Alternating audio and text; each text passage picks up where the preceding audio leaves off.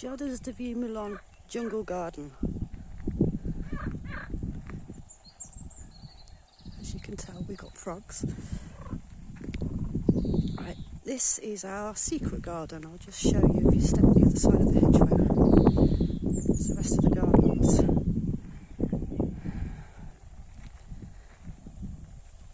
As you can see, we have fennel, which is for the swallowtail butterflies. Nymphophia, they're in their full glory at the moment. And the bees absolutely adore them. The flowers are just the right shape for the little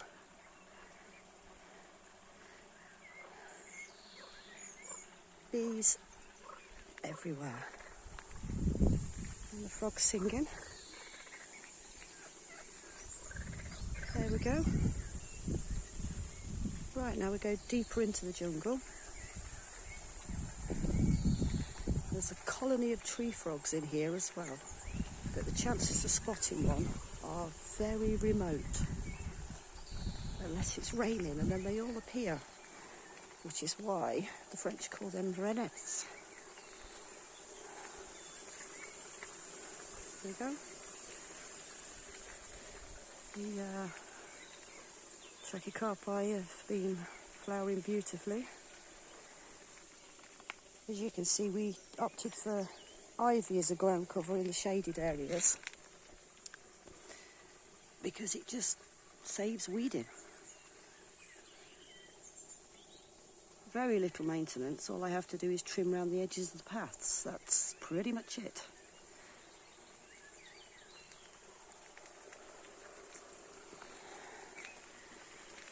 And we have more Nymphophia. There's a fig and even more Nymphophia.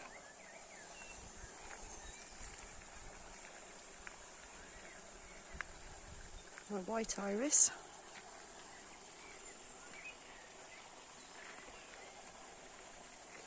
And a little seat to sit and contemplate.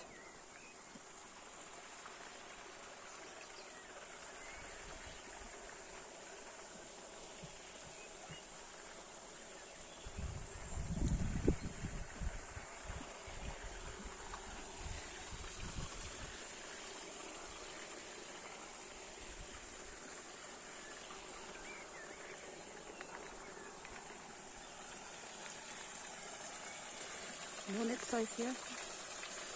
We have a yucca spike just coming into bud.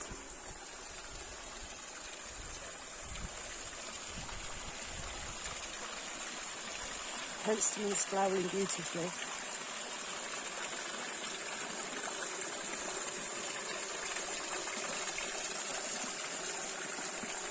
Lilies, more Nymphophia, euphorbia. There's some iris at the top of the hill. They're my favourites, so I'll take you to show you those shortly.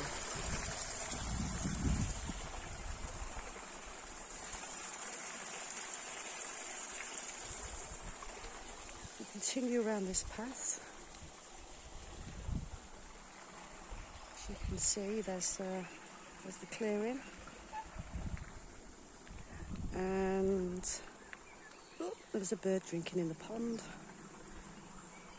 We have some more Nymphophia. And I'll just explain this. We use Vinca as a ground cover for the more sunny areas. It gives you a lovely show of purple flowers all year round. It does grow like crazy, but it's an ideal habitat for things to live underneath. And all you have to do with that is take the shears to it once a year. Carry on through here now.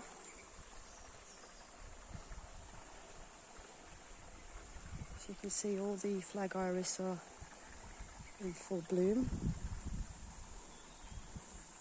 The dragonflies darting about.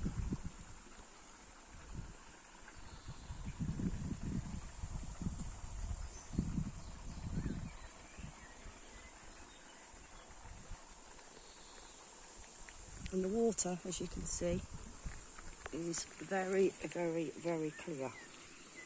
I'll put my hand in. See?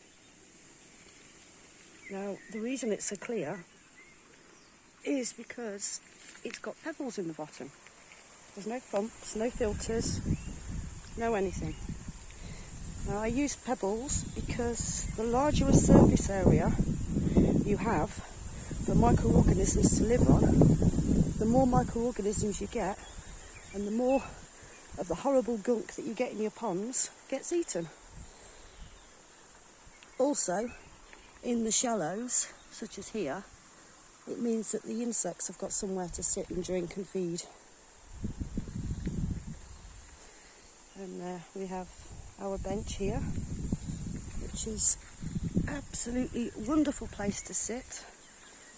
As you can see the Nymphophia in the distance, dragonfly, and the irises. You can see the Nymphophia at the top of the hill. I'll take you back up round this path now. We use a lot of tree stumps and things as well as rocks because it just gives creatures places to live. Oh look, there's a dragonfly casing. So somebody's been out. Oh, this is the main entrance again where we started. There's some more iris which smell absolutely divine. I just love the colouring in there. That is so beautiful. So there we go, we're back to the beginning.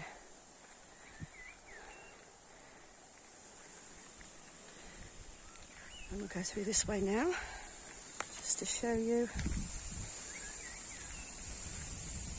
This is the other entrance. Another reason I like using the calcare as the paths is the shadows. It just adds interest. It's beautiful. This is the bamboo walk. Again, it's another lovely place to sit. We've got a log here.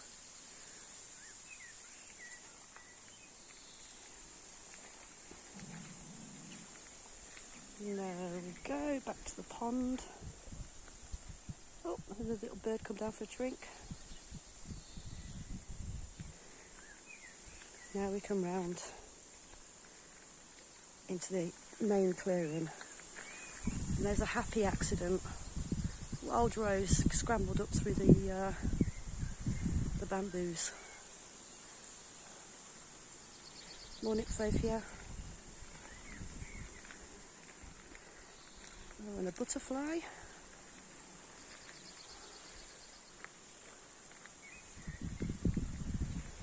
And then we have Nymphophia there, Washingtonia. There's oh, this is our spa. It's just an inflatable spa, but I'll explain how we built that another day.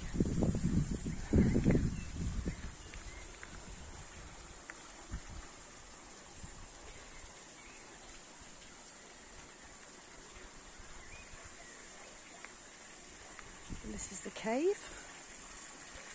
Again, I like to leave things as natural as possible. If something grows and looks pretty, it stays there.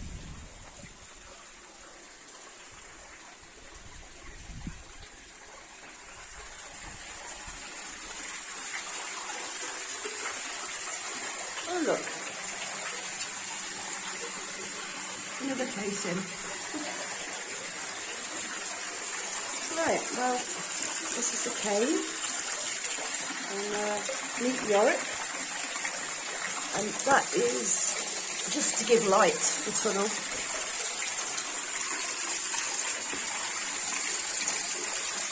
Paintings, which I'm still adding to. Many fossils.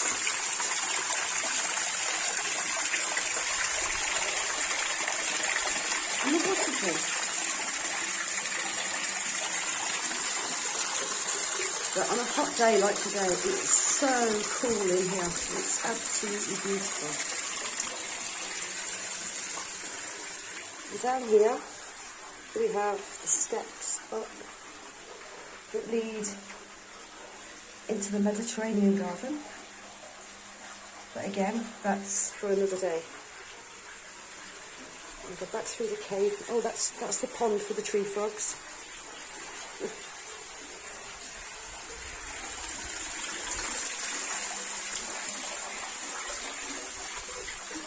Back out into the clearing. Right, now I'm going to take you up the steps.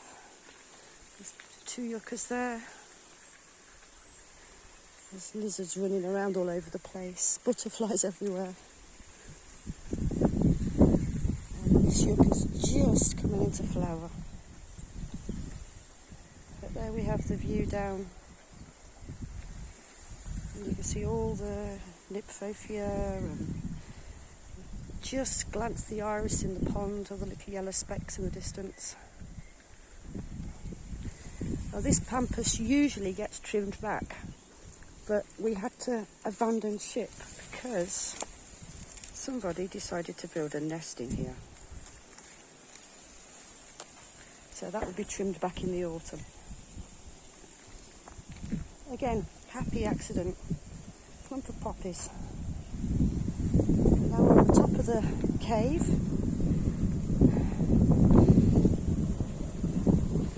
I chose to plant the yuccas up here as a safety precaution. It is quite a drop down there, as you can see, and I leave the points on these ones and it just deters people from stepping too close to the edge. And you can just about see the house up through there. And then these are my favourite iris. The colour against the euphorbia is just stunning. They are beautiful. And I would love to know what they're called, but I haven't got the foggiest. Oh, and the smell. Very sweet smell. Right, we're right above the waterfall now. You can see the Nymphophia and the fennels. Again, not only are they swallowtail butterflies, it adds a softness against all the spikiness. And if you notice, everything is planted to echo distance. If you look, there's the Nymphophia, the Nymphophia, the Nymphophia. The spikes, the spikes, the spikes. Everything is to draw the eye across.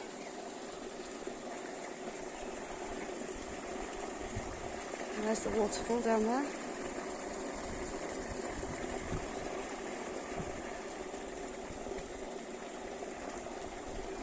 Walk back round this way now so you can...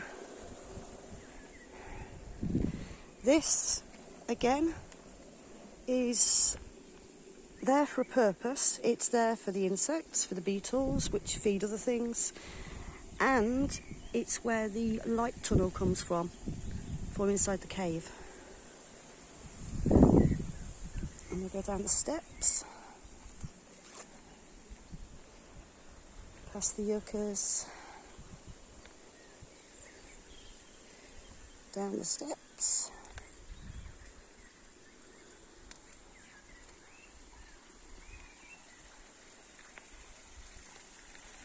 And we'll swing back round this way just to see if we can see any more critters. Let's just have a look on this fennel, see if we have any swallowtail caterpillars yet. I can't see any on that one.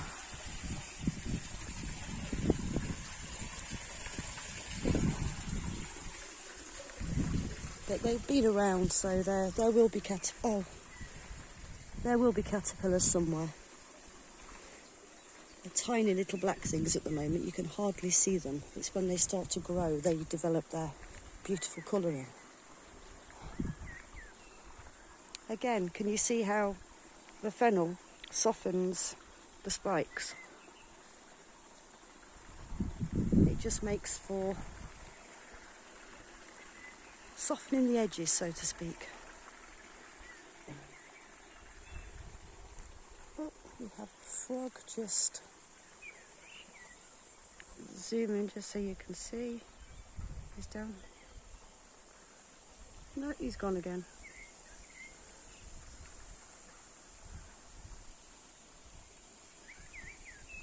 There he is. You see him, his bright green face and a green stripe. Oh, there he goes. So, there we have it. The jungle garden.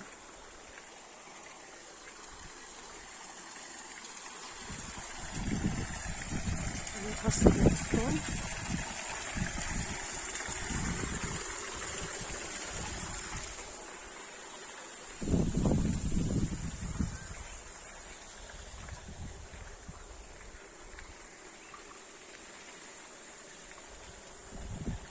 As I was saying about the calcare on the paths as well, not only does it keep them very, very clear, but the shadows are just so beautiful.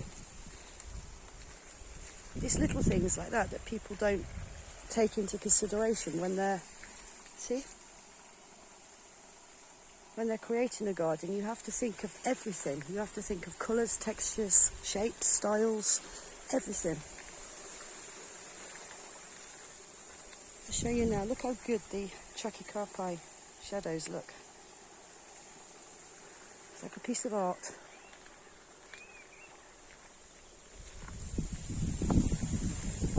And now we go back to the top, past the buzzing bees.